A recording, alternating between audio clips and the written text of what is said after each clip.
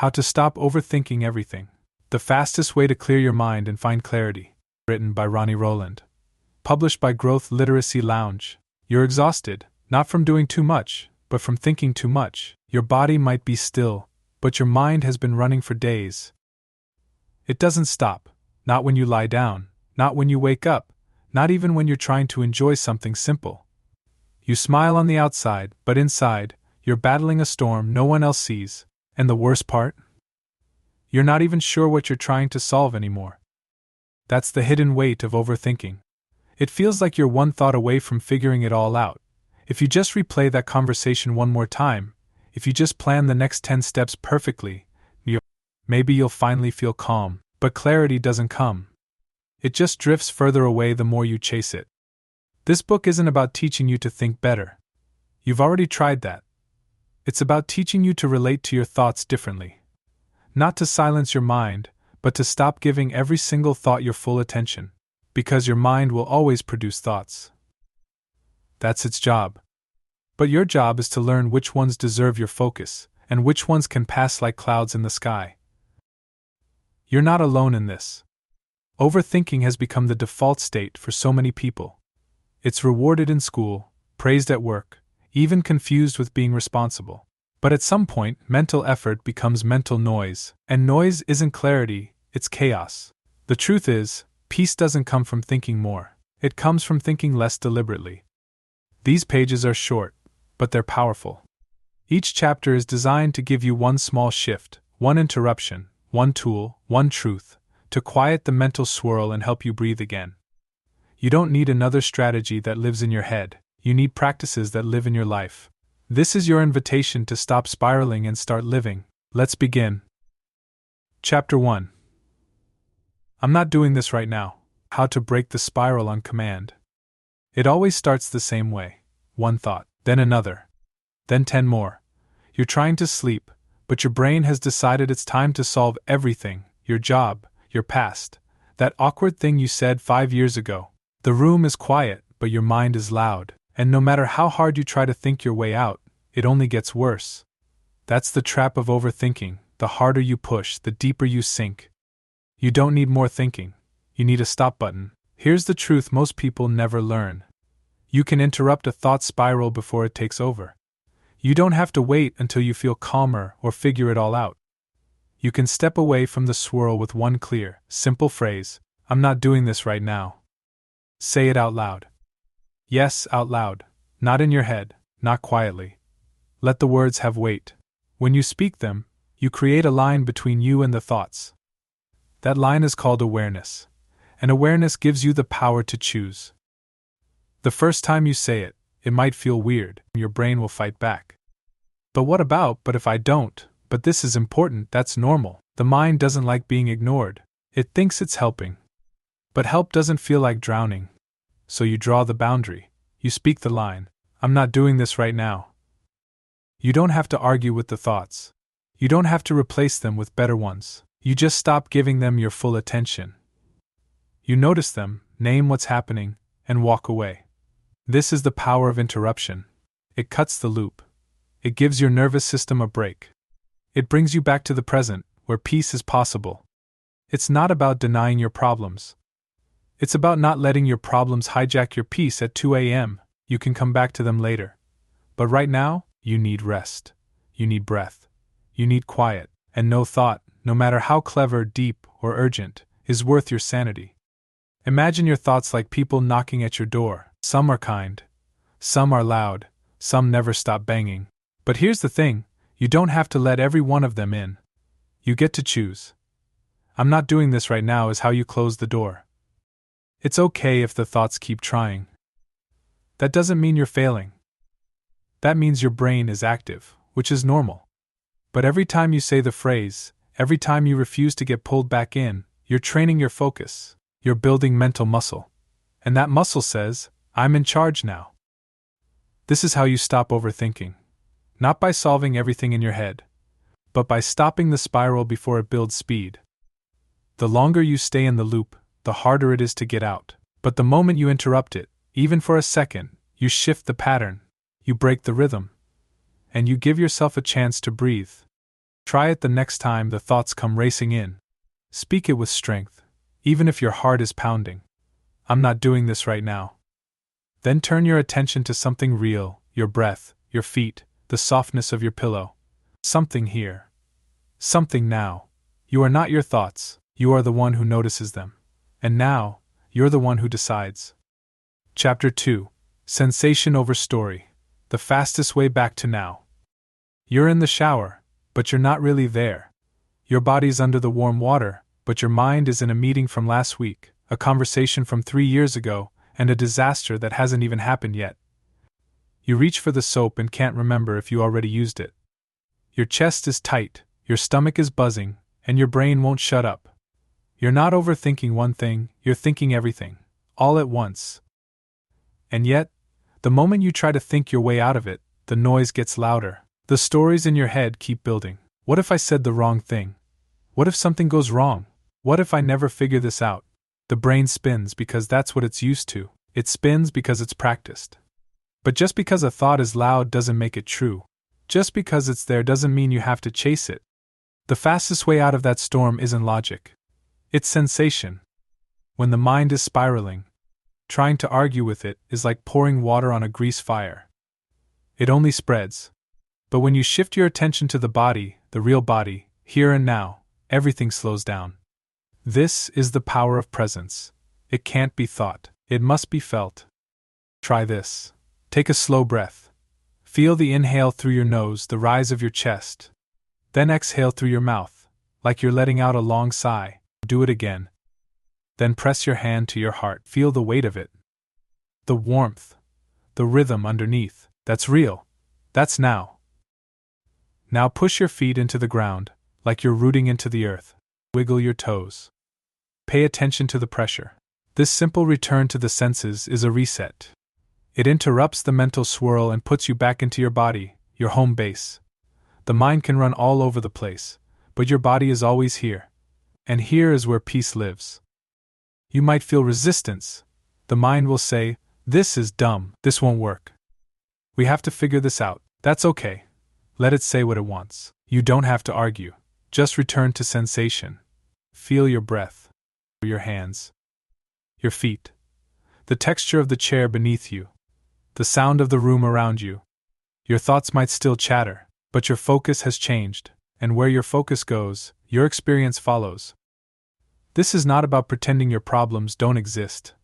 It's about remembering that your problems don't live in this exact second. They live in imagined futures and replayed pasts. But this breath?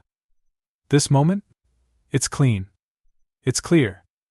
And when you train yourself to return here, again and again, you build a kind of peace no thought can touch. The more often you practice this, the easier it becomes. You're not pushing thoughts away. You're just not feeding them. Instead, you're feeding presence. You're giving your nervous system a break. You're calming the noise not by solving it, but by stepping outside of it. Sensation is a doorway. It leads you out of the mind's maze and back into now. The more you walk through it, the more natural it feels. And soon, when overthinking begins, you won't feel trapped, you'll feel choice. The choice to come home to your breath, your body, yourself. Overthinking can't survive where presence lives. So the next time your brain starts racing, don't try to fix it, just feel something. Anything real. That's how you stop the story, by returning to sensation. Chapter 3. The one-step reset. Clarity isn't complicated. You stare at your phone, rereading the same message 5 times. Should you reply now? Wait until later? Say this or that? What if it sounds weird? What if they don't respond? What if it ruins everything? The more you think, the foggier it gets. You're not getting clearer. You're getting stuck. This is the trap of overthinking. It makes you feel like you're doing something useful, but really, you're spinning in place. Clarity doesn't come from thinking harder. It comes from doing something simple, right now, not everything. Just one small thing, one step. That's all it takes to reset the system and let your brain breathe again. The mind loves complexity. It tries to run through every possibility, every outcome, every detail. But that's where it gets overwhelmed. It's trying to solve everything at once, and that's impossible. So it keeps looping, trying to get ahead of the unknown. But here's the truth. You don't need the whole map, you just need the next step. Ask yourself, what's one thing I can do right now? Not later, not tomorrow, now. Maybe it's sending the message. Maybe it's getting up and stretching. Maybe it's writing down the swirling thoughts just to get them out. It doesn't have to be big. In fact, it shouldn't be. Small is strong. Simple is clear. When you move from your head into action, something shifts. The fog starts to lift. You're no longer stuck in imaginary outcomes, you're back in the real world where things happen. This shift from thinking to doing is how you reclaim control. It doesn't mean the worry disappears forever, but it means you're no longer powerless. You're moving forward. Think of it like this: your brain is like a snow globe. Every thought, worry, and idea is a flurry of snow. When you overthink, you keep shaking it. Everything swirls, nothing settles. But when you take action, even a tiny one, it's like setting the globe down. The snow begins to fall. Things become clearer, not because you figured it all out, but because you stop spinning. One step clears the clutter. One step makes the next one easier to see. You don't need to have it all figured out. In fact, trying to figure it all out is the very thing that's keeping you stuck. Clarity doesn't live in the overthinking. It lives in the doing, and the doing begins with something small enough to feel doable, but real enough to create momentum. You don't have to trust the whole road, just trust the first step.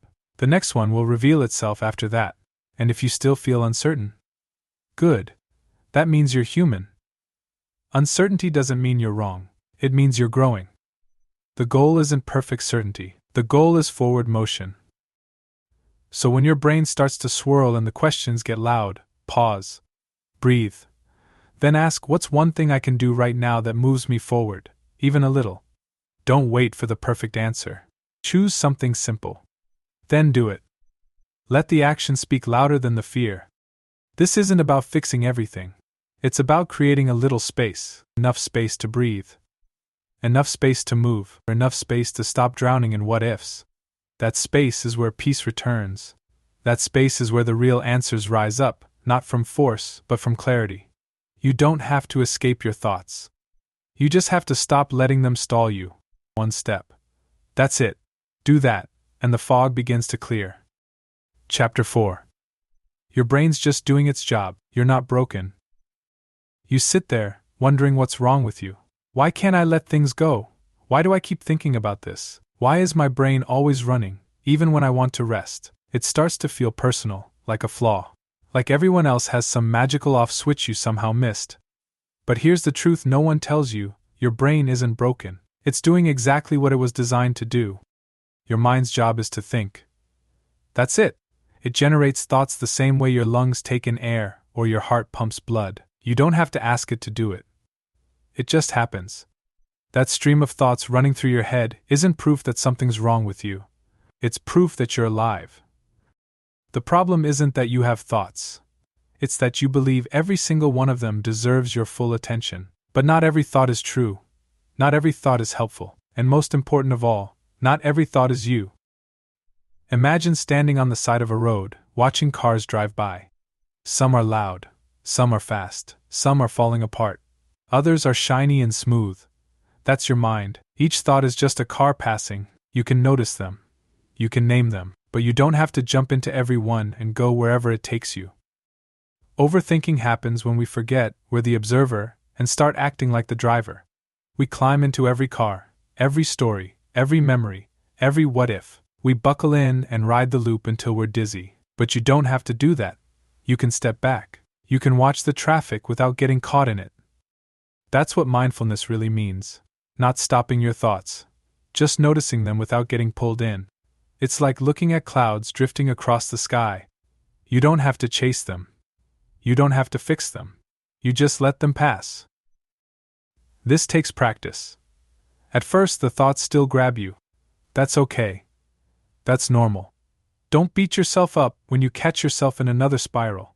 That's not failure. That's awareness. And awareness is a win. Every time you notice, oh, I'm thinking again, and bring yourself back, you're building the muscle of attention. You're learning how to live above the noise. You are not weak for struggling with this. You're not lazy or dramatic or damaged. You're human. And you've lived in a world that taught you to chase every thought like it mattered. That taught you that if you're not analyzing, you're not doing enough. But what if enough means noticing instead of chasing? What if peace comes not from fixing your mind, but from understanding it? Your brain will always think. That's what it does, but you don't have to follow. You can listen, nod, and move on. You can shift your attention to your breath, your body, your next small step. You can train your focus like you train a muscle. And the more you do, the less power those thoughts will have over you. You are not your thoughts. You are the one who sees them. You are not broken. You are awake, and that awareness is the beginning of freedom. The next time your brain gets loud and wild and messy, pause. Say to yourself, "This is just my mind doing its job." Then breathe. Watch the thought drive by, let it pass, and come back to yourself, the one who's always been here, steady and strong underneath the noise. Chapter 5. Overthinking feeds on vagueness, so get specific. You feel the knot in your stomach but can't name why. Your chest is tight, your thoughts are buzzing, and all you know is that something feels wrong. So your mind spins. It replays old conversations, it scans the future. It jumps from one fear to another. But it never lands anywhere clear. That's the trick of overthinking. It creates pressure without direction, and most of the time, it's because you're stuck in vagueness. Vague thoughts are like fog. They blur everything. You sense danger, but can't see the source. So your brain fills in the blanks with worst-case scenarios. Something's off. What if I messed up? What if something bad happens? What if I can't handle it? It loops and loops, not because the problem is huge, but because it's undefined. And what the brain can't name, it can't calm. Clarity begins with naming. Not big solutions, just specifics. What exactly am I afraid of? What part of this feels uncertain? What do I believe is at risk? These questions take the fog and carve it into form. And when fear has form, it becomes something you can face. Think of overthinking like a smoke alarm going off. It's loud, it's constant. But is there a fire, or did someone just burn toast? You won't know until you investigate. Getting specific is how you check the kitchen instead of panicking in the hallway. You bring the fear into the light, and usually it's smaller than it seemed in the dark. Try this next time your mind feels like a tornado. Pause. Then write down exactly what's bothering you, not the story, just the facts. I'm nervous about tomorrow's meeting. I'm scared I upset my friend. I don't know how to start this project. That's it. One sentence. One clear truth. Now look at it. It might still be uncomfortable, but it's not infinite anymore. It's not this swirling cloud of doom. It's a thing. A real, nameable thing. And real things can be handled. Vagueness tells you the problem is massive and everywhere. Specificity tells you it's one situation, one fear, one moment in time. That shift in perspective is powerful. It shrinks the monster under the bed. It brings it out into the daylight. You realize I can handle this, not everything, but this. It helps to go one layer deeper. Ask, what exactly do I think will happen? Then, what's the worst part of that? Then, what would I do if it did? These aren't panic questions, they're grounding ones. They walk your fear to its edge and show you that even there, you have options. Even there, you're not powerless. When your brain loops vague worry, it's trying to protect you from the unknown. But the unknown isn't always dangerous, and the known, even when uncomfortable, is always easier to face. So your job isn't to eliminate every fear, it's to drag the vague ones into clarity, and then take one small step forward. You might be surprised how often your scariest thoughts dissolve once you get specific. What felt like a giant problem was really just a conversation you've been avoiding, or a task you didn't want to start, or a decision you already know the answer to, deep down. The next time your mind spins without landing, stop and name what's real. Say it out loud, write it down, shrink the fog into something solid. Because once you can see it, you can deal with it. Overthinking feeds on vagueness. But peace begins with clarity. And clarity always starts with a name. Chapter 6. The myth of solving it all in your head. You sit down to figure it all out. Maybe if you think long enough, hard enough, carefully enough, the answer will appear. You run through every scenario. You replay conversations. You rehearse future ones. You try to outthink regret, failure, and fear. But the more you think, The more tangled it gets, the knot doesn't loosen. It tightens, and still, you try to think your way out of it. We've been taught that the answer to a noisy mind is better thinking, or thinking, smarter thinking. But that's the trap. The mind that's spinning can't also be the mind that stops the spin. You can't escape a storm by standing in the middle of it. At some point, you have to step out of the swirl and do something different, something physical, something real. Thinking isn't bad. It's not the enemy, but it's not everything. There's a limit to what you can solve in your head. Especially when your thoughts aren't just problem solving, they're looping. And looping thoughts aren't there to help. They're there to keep you stuck, replaying the same worry over and over, without resolution. Your brain is like a web browser with too many tabs open. Even the useful ones stop working when there's too much going on. The whole system slows down. What you need isn't more tabs. What you need is to close a few. You need a reset. And that reset rarely happens inside the mind. It happens when you step outside of it. Talk it out. Move your body. Write things down. Get the thoughts out of your head and into the world where you can see them clearly. Something powerful happens when you speak or write what's been trapped in your mind. It stops echoing. It becomes less scary, less vague, less endless. It becomes something you can look at, not something you're lost inside of. Go for a walk without your phone. Let your body lead for once. Let your feet carry the noise somewhere else. Movement breaks the loop. It grounds you in something real. You don't have to think your way into calm. You can walk your way there. You can breathe your way there. You can shake off the spiral just by being in your body instead of your thoughts. Most of the time, clarity shows up not in the middle of thinking, but in the middle of living. You're brushing your teeth or driving or doing the dishes, and suddenly there it is, the idea, the decision, the next step. That's not a coincidence. That's what happens when you stop clenching so tightly and give your mind space to breathe. You don't need to wrestle with your thoughts to get answers. You need to stop feeding the noise and create space for clarity to come. It might feel uncomfortable at first. You'll be tempted to go back to the mental maze. But remember, that maze has no exit, only loops. And you've walked those loops long enough. Next time you catch yourself spiraling, pause. Ask yourself, do I really need to keep thinking about this? Or do I need to do something? Maybe it's speaking out loud to a friend. Maybe it's taking a deep breath and feeling your feet. Maybe it's writing one messy paragraph in a notebook you'll never read again, but make it real. Make it physical. Your mind is a powerful tool, but it was never meant to carry everything alone. You don't have to solve it all up there. In fact, you can't. And the sooner you stop trying to think your way to peace, the sooner peace can actually find you. Chapter 7. Attention is power, so use it on purpose. You don't remember getting from the kitchen to the couch. You don't remember what you were thinking about while brushing your teeth. You were there, but not really. Your body was moving, but your mind was somewhere else. This is what overthinking does. It hijacks your attention and pulls you out of your life. You become a passenger in your own day. But here's something most people never realize. Attention is power. Where you put your attention is where your energy flows. It shapes your experience, your emotions, even your choices. You don't have to stop every thought to find peace. You just have to choose where you place your focus.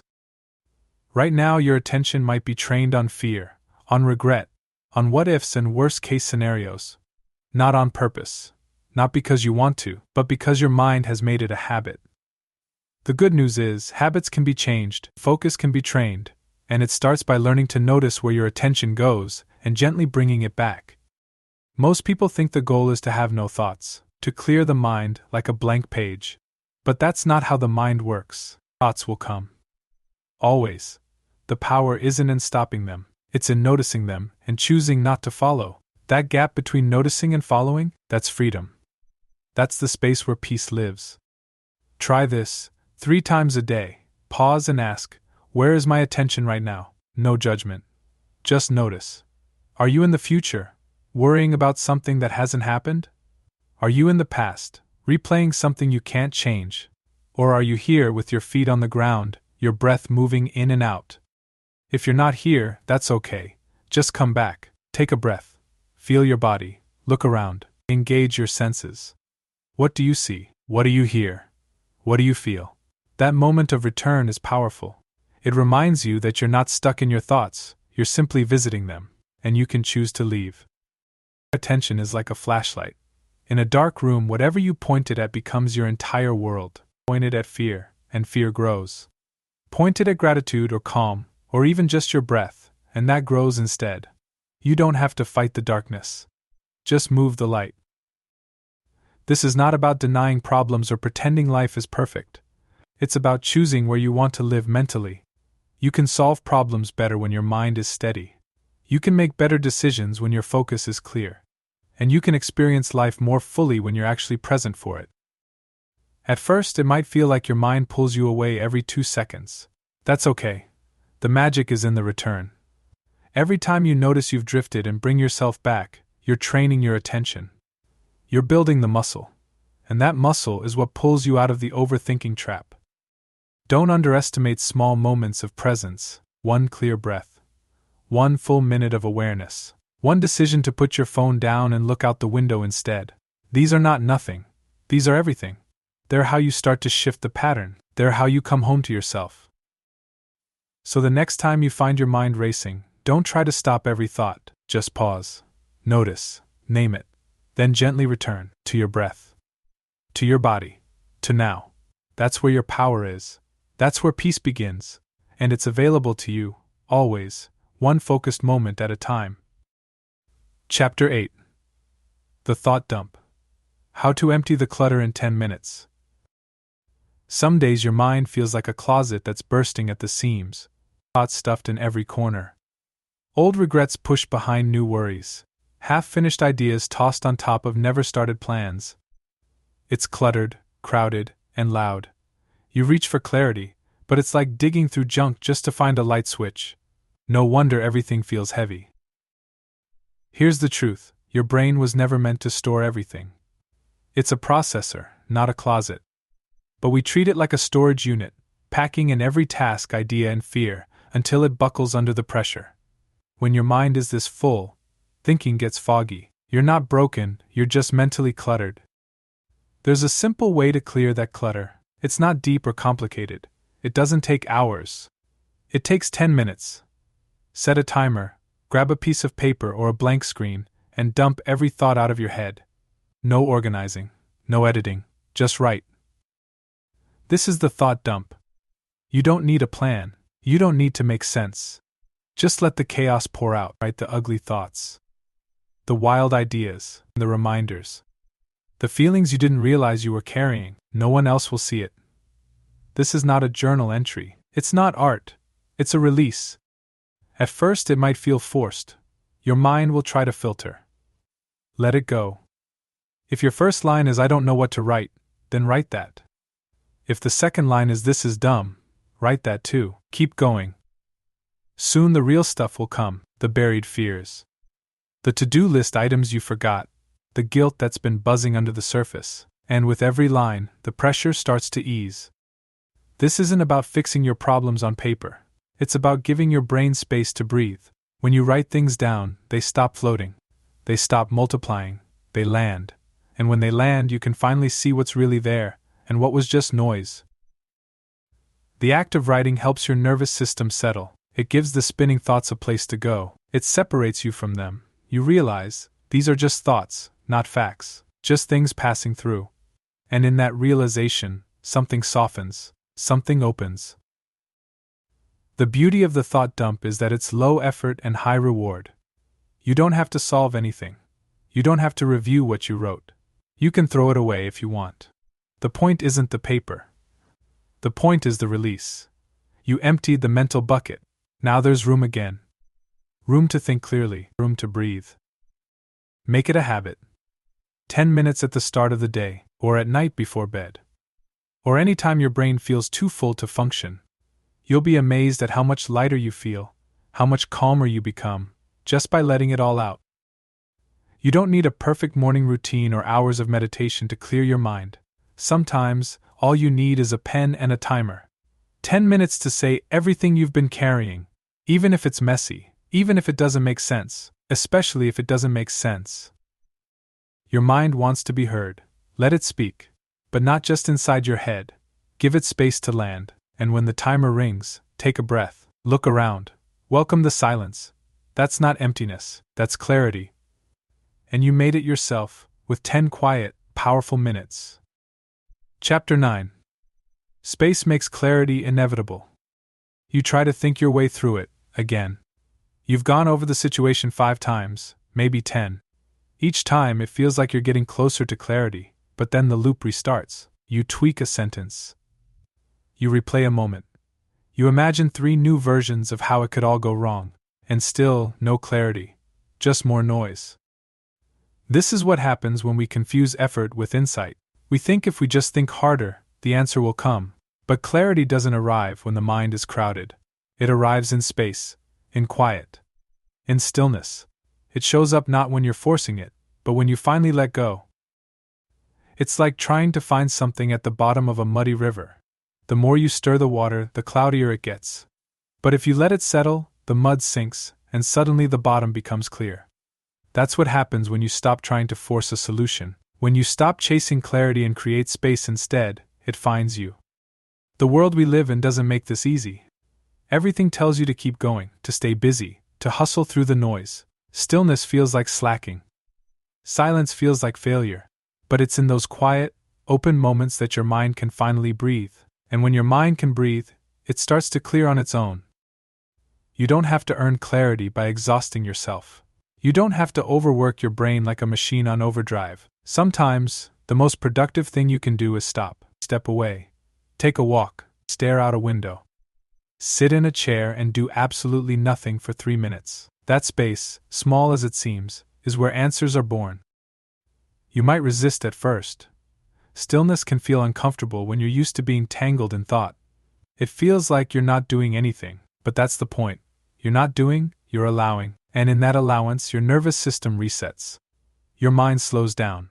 And without all the extra noise, what matters starts to rise to the surface. This doesn't mean you need to meditate for an hour or move to a cabin in the woods. It means you give yourself permission to pause. A few minutes of real space, no phone, no scrolling, no fixing, can do more for your clarity than hours of mental gymnastics. Stillness isn't passive. It's powerful. It tells your mind you're safe. You can rest. Try it. The next time you feel overwhelmed, instead of diving deeper into thought, stop, sit, breathe. Let the moment be quiet. If the urge to keep thinking shows up, notice it. Don't fight it. But don't follow it either. Let it pass, like a wave. Keep coming back to the quiet. It won't be perfect, and it doesn't need to be. Even a little space goes a long way. You may be surprised at what shows up in that stillness. A new idea. A simple truth. A feeling of calm you didn't know was possible. These aren't things you wrestle out of your mind, they emerge when you make space for them. Clarity isn't a reward for effort. It's the natural result of space. You don't find it by chasing, it finds you when the noise finally fades. So pause. Step back. Be still. Not to escape your life but to return to it, clear and grounded. That space you keep avoiding? That's where the answers live. Chapter 10. Make a decision and be done with it. You've gone over it 100 times, maybe more. Should you stay or go? Say yes or no? Do this now or wait? You keep circling back to the same questions, convinced that if you just think a little more, the right answer will finally land. But it doesn't. Instead, the pressure builds. The decision stays cloudy, and peace feels just out of reach.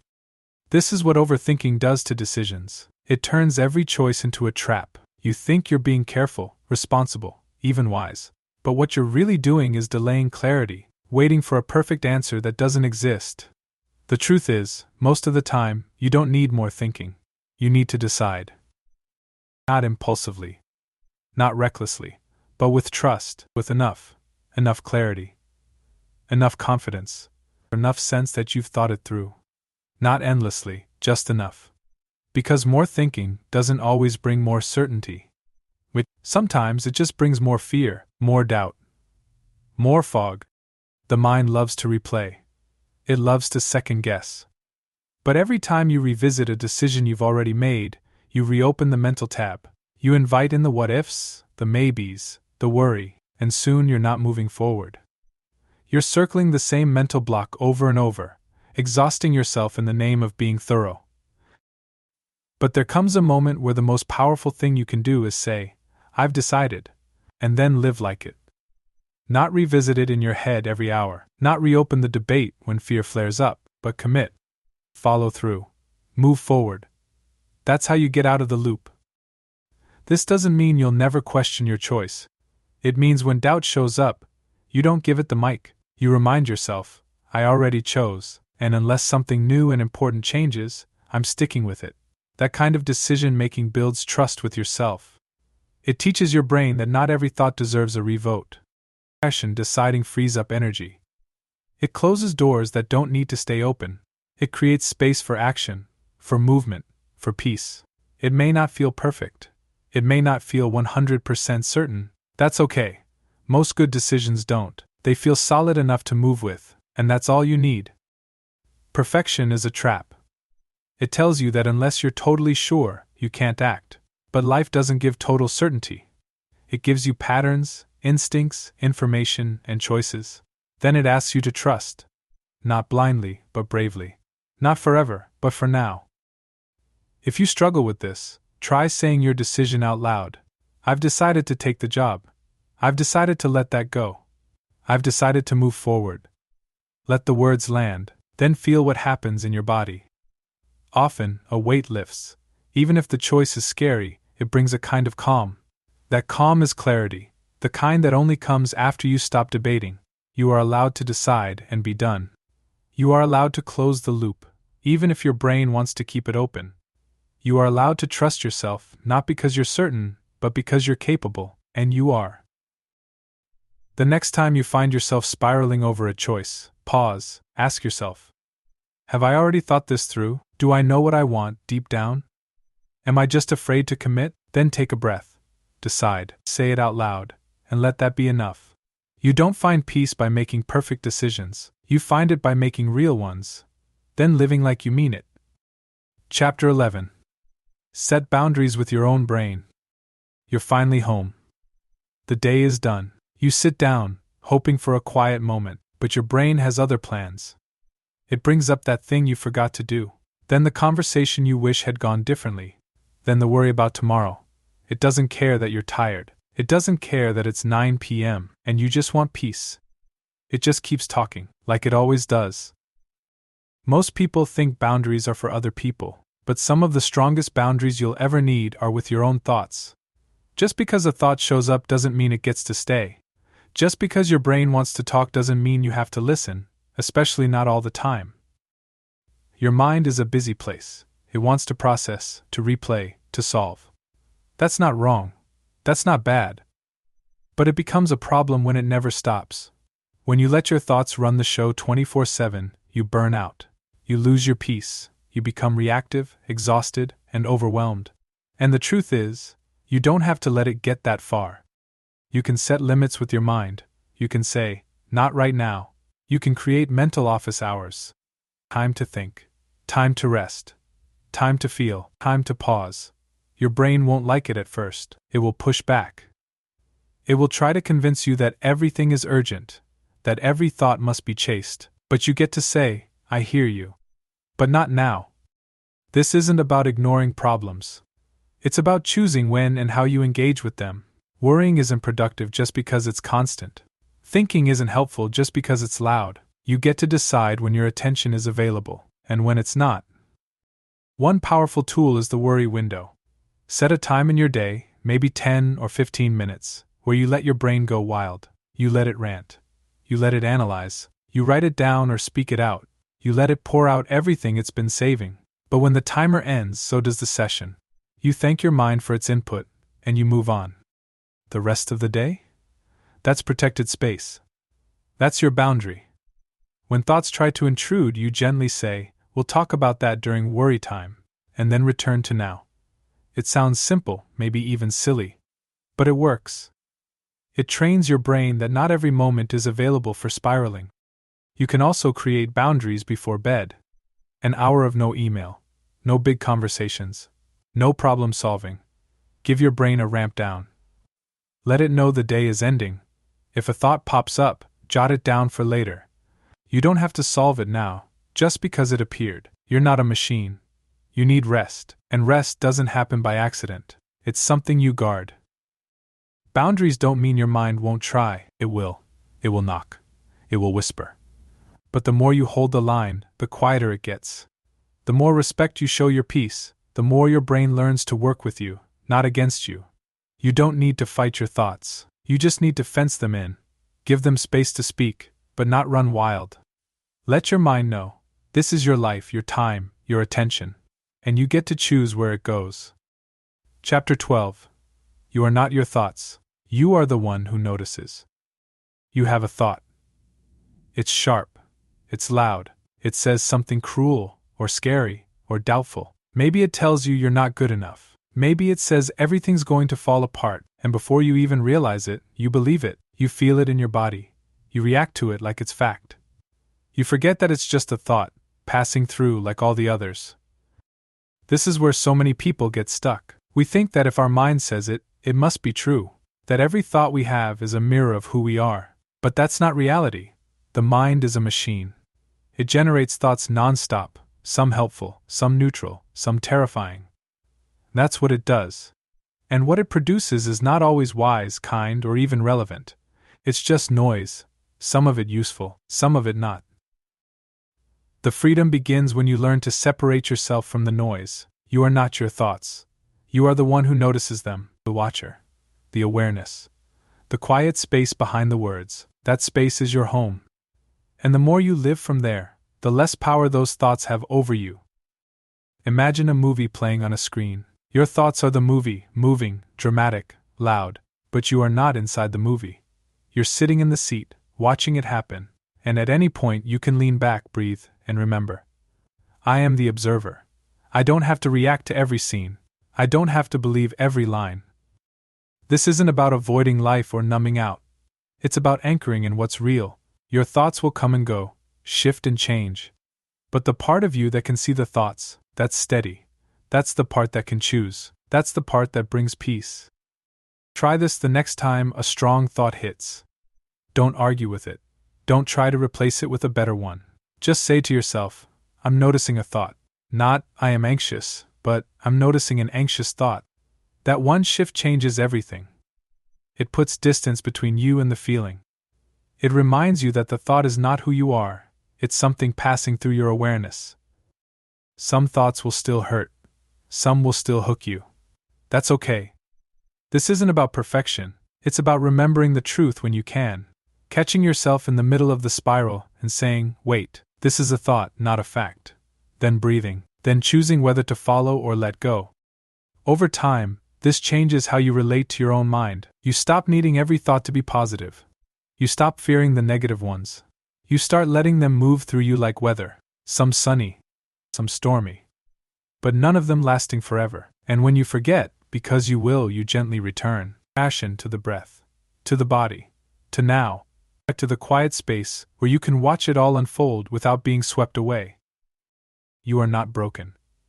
You are not weak. You are simply learning how to live in your mind without being ruled by it. That's what this whole journey has been about. Not escaping your thoughts, but understanding them. Not controlling everything, but choosing what matters. And most of all, remembering that your thoughts are not the final word. They're just visitors. And you are the one who opens and closes the door. Take and be well.